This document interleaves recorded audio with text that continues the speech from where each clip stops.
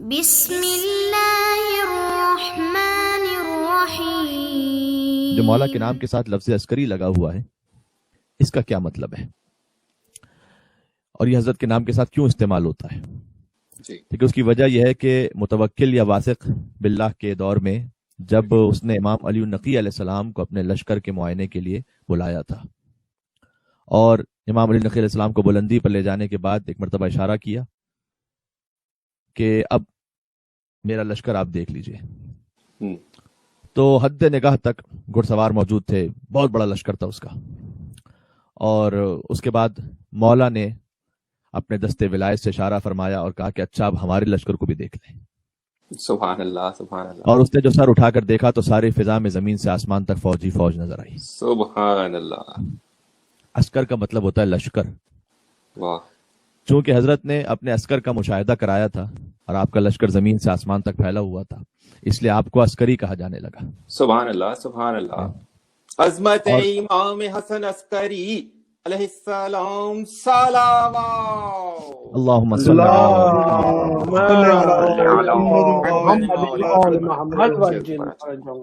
سبحان اللہ۔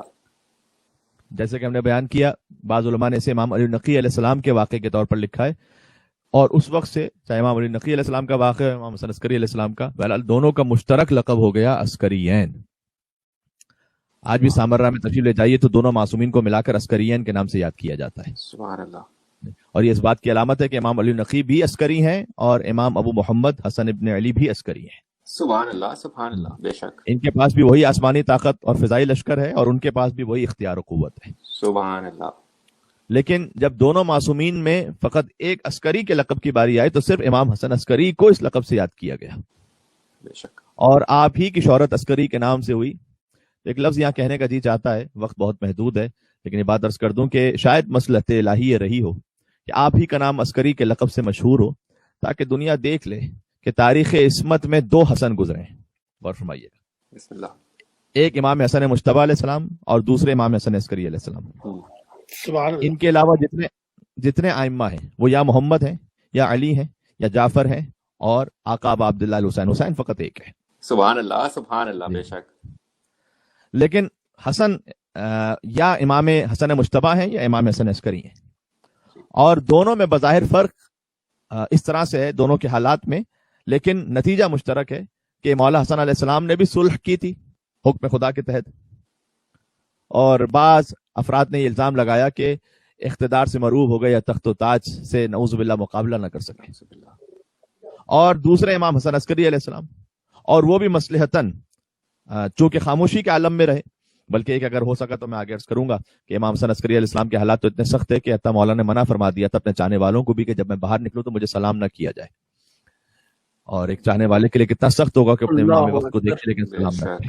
بے شک۔ اور پھر امام نے کہا کہ تاکہ تمہاری جان محفوظ رہ سکے۔ تو بہرحال امام علیہ السلام کی زندگی بھی زیادہ تر نظر بند ہو کر گزری، ہاؤس ریسٹ۔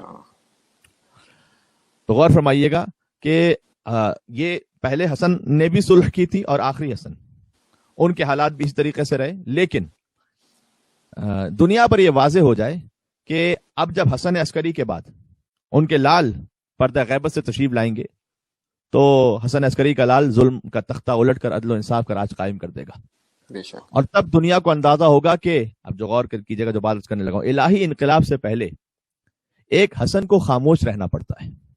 سبحان اللہ سبحان اللہ سبحان اللہ سبحان اللہ۔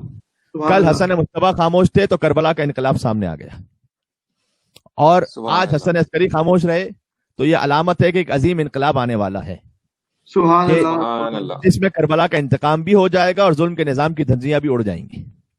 تب دنیا کو اندازہ ہوگا کہ حسن کا سکوت کتنا قیامت خیز ہوتا ہے۔ سبحان اللہ سبحان اللہ سبحان اللہ سبحان اللہ۔ بات واضح ہو رہی ہے، اور اس سکوت کے پیچھے کتنا بڑا انقلاب مثمر ہوتا ہے۔ سبسکرائب کیجئے ذکر ٹی وی اور اس علم کے سفر میں ہمارے قدم کے ساتھ قدم ملائیے۔